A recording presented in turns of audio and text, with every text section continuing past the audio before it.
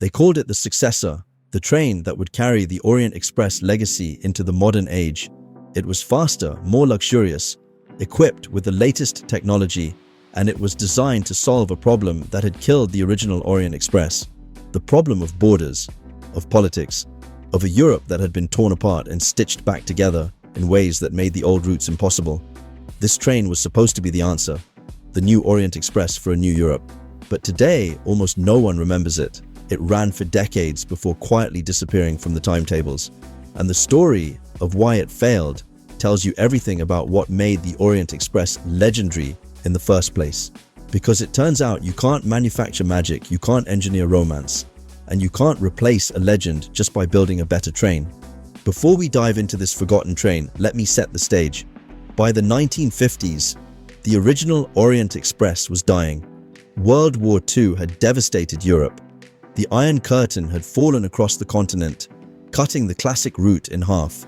Countries that had been connected by the Orient Express were now on opposite sides of the Cold War, and even where the train could still run, it was struggling. The luxury was gone. The glamorous passengers had moved on to airplanes, and the train itself was outdated, using rolling stock from the 1920s and 30s that was falling apart. But here's the thing, the Orient Express name still had power. It still meant something: luxury, adventure, international intrigue.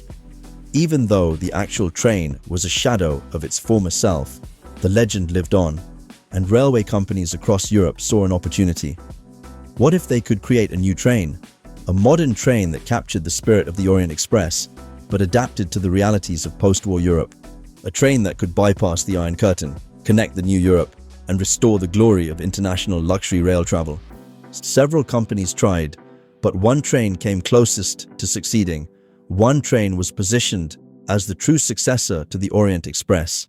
It had the luxury, it had the route, it had the marketing, and for a brief moment in the 1960s, it looked like it might actually work. But then something happened, or rather, something didn't happen. The magic never materialized. And within a decade, this train that was supposed to replace the Orient Express had quietly faded into obscurity. But here's the twist. The failure of this train wasn't about engineering or economics. It was about something deeper, something that the railway companies didn't understand until it was too late. The Orient Express wasn't legendary because of the train itself. It was legendary because of what it represented. And you can't replace that just by building a better train. Let me introduce you to the Trans Europ Express, or more specifically, the TEE network's flagship luxury services that ran from 1957 and continued through the 1980s, with many services later absorbed into EuroCity in 1987. Because this is the train, or rather the network of trains, that was supposed to be the Orient Express for the modern age. The Trans Europ Express was launched in 1957 as a joint network operated by multiple Western European national railways. The concept was simple but ambitious. Create a network of high-quality, first-class only international trains that would connect the major cities of Western Europe. Fast, comfortable, modern, and most importantly, designed to make crossing borders as seamless as possible. This last point was crucial. One of the biggest problems with post-war international rail travel was borders. Every time a train crossed from one country to another, it had to stop for customs and immigration checks. Passengers had to show passports. Luggage was inspected. It was slow, annoying, and it killed the romance of international travel. The TEE trains were designed to minimize this. They used special procedures that allowed customs checks to happen on board while the train was moving. And they were staffed with multilingual crews who could handle the bureaucracy. The trains themselves were impressive. Brand new diesel or electric multiple units, depending on the route. Air-conditioned, which was rare in Europe at the time. Comfortable reclining seats. Dining cars serving high-quality meals. And a level of service that was meant to rival the golden age of the Orient Express. The TEE trains even had a distinctive color scheme, red and cream, that made them instantly recognizable. But the real flagship of the TEE network, the train that was most explicitly positioned as the Orient Express successor, was the Mediolanum. This train, launched in 1957, ran from Milan to Munich, connecting Italy to Germany through Switzerland. It was one of the first TEE services, and it was designed to showcase what modern luxury rail travel could be. The Mediolanum linked Milan and Munich via the Brenner Pass, and early services used Italian FSALN 442 to 448 diesel train sets. Swiss RAETEE 2 train sets, introduced in the early 1960s, powered several flagship TEE services, especially on routes like Gottardo and Cisalpine. But even more significant was the route itself. The Mediolanum followed part of the old Simplon Orient Express route through Switzerland. It connected cities that had been on the Orient Express network, and it was marketed explicitly as a modern successor to that legendary train. The promotional materials emphasized the connection, the luxury, the international character. This was supposed to be the Orient Express for the jet age, and for a while it looked like it might work. The TEE network expanded rapidly through the 1960s. By 1974, there were 31 different TE services connecting cities across Western Europe. The trains were popular with business travelers who appreciated the speed and comfort, and they were profitable at least initially. The railway companies had succeeded in creating a network of high-quality international trains. But here's the problem. The TEE trains never captured the public imagination the way the Orient Express had. They were efficient, they were comfortable, but they weren't romantic, they weren't mysterious, they weren't legendary. In many ways, it became the jet age alternative to the old international luxury trains, and they remained what they fundamentally were: business trains. Practical transportation for people who needed to get from one city to another quickly and comfortably. Why? What was missing? Let me tell you what the railway companies got wrong. First, they misunderstood what made the Orient Express special. The Orient Express wasn't just about luxury, it was about the journey, about crossing continents, about waking up in a different country every morning, about the sense of adventure that came from traveling from Paris to Istanbul, from the heart of Western Europe to the edge of the East. The TEE trains, by contrast, were short-haul services. The longest routes were maybe 6 or 7 hours. You left in the morning and arrived the same day. There was no overnight journey, no sleeping cars, no waking up to see the landscape transformed. It was just a day trip, albeit a comfortable one. Second, they eliminated the very thing that made the Orient Express romantic: the mix of passengers. The original Orient Express was famous for bringing together diplomats, spies, aristocrats, businessmen, and adventurers. Rich and poor, famous and unknown, all sharing the same train. The T trains, by being first class only, eliminated this. They were exclusive in a way that felt corporate rather than glamorous. You weren't sharing a train with mysterious strangers. You were sharing it with businessmen in suits reading newspapers. Third, and this is crucial, they tried to eliminate the friction, the border crossings, the delays, the unpredictability. The railway companies saw these as problems to be solved, but those problems were part of what made the Orient Express an adventure. The stories people told about the Orient Express weren't about how smoothly everything went. They were about the snowstorm that trapped the train for days, the border crossing where suspicious officials searched everyone's luggage, the unexpected delay that led to a chance encounter. The TEE trains, by being so efficient, so predictable, eliminated the possibility of adventure. And fourth, they were too modern. This sounds strange, but hear me out. The Orient Express rolling stock from the 1920s and 30s had character: mahogany paneling, Art Deco fixtures, brass fittings. The trains looked like they belonged to a different, more elegant era. The T trains, with their modern design and practical interiors, looked like what they were: 1960s corporate efficiency. They were comfortable, but they weren't beautiful. They didn't transport you to another time. They just transported you to another city.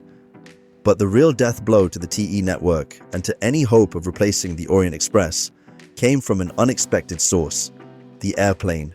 In the 1950s, when the TE network was being planned, air travel was still expensive and relatively uncommon. But through the 1960s and 70s, it became cheaper and more accessible. And for business travelers, the TEE's core market, flying was simply faster.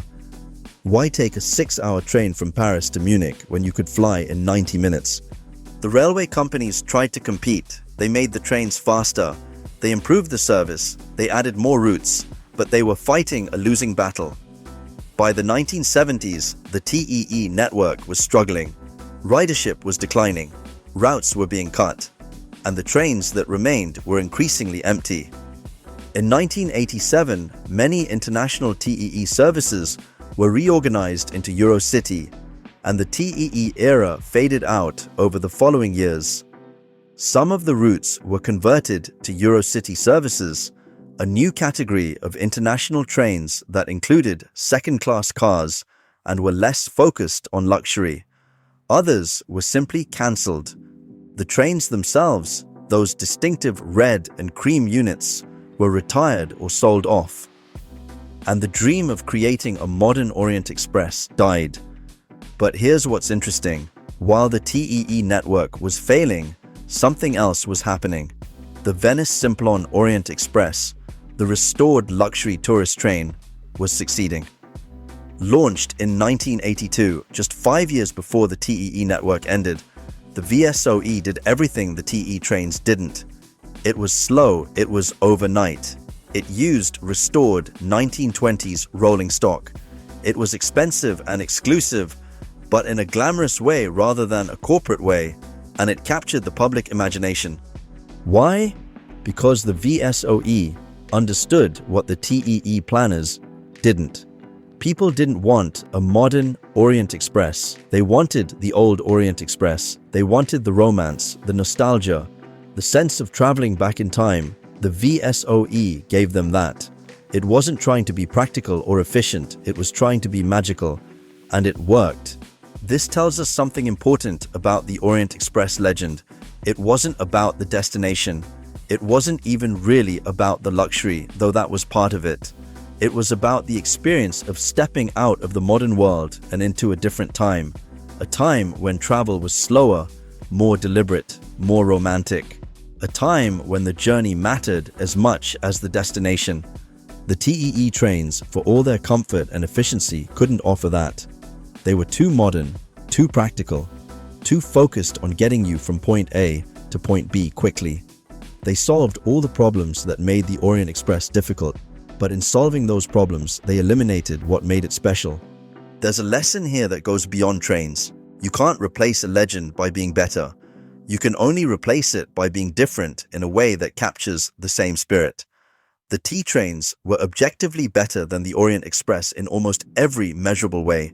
They were faster, more reliable, more comfortable by modern standards, but they weren't legendary, they weren't romantic. They weren't the kind of train that inspired novels and movies. And here's the irony. Today, the TE trains are almost completely forgotten. Most people have never heard of them. But the Orient Express, it's more famous than ever.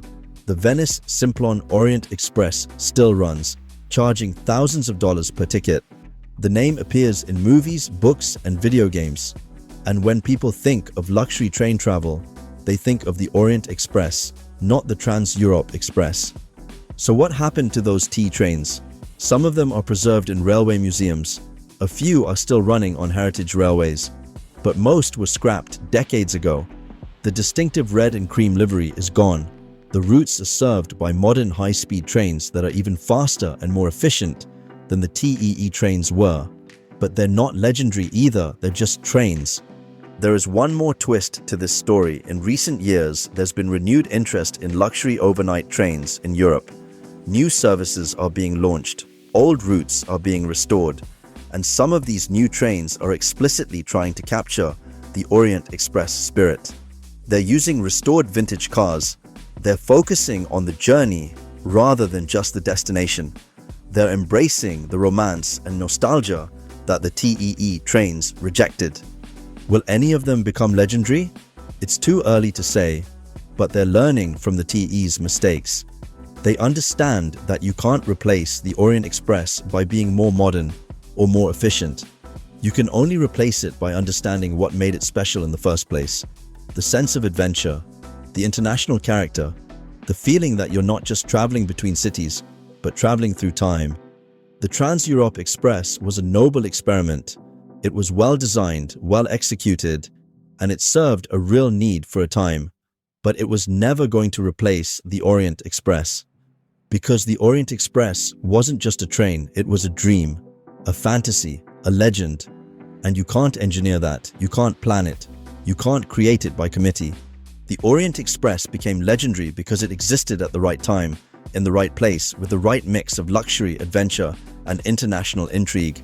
It was lightning in a bottle, and the T trains, for all their virtues, were just trains. Good trains, comfortable trains, but just trains. So here's my question for you.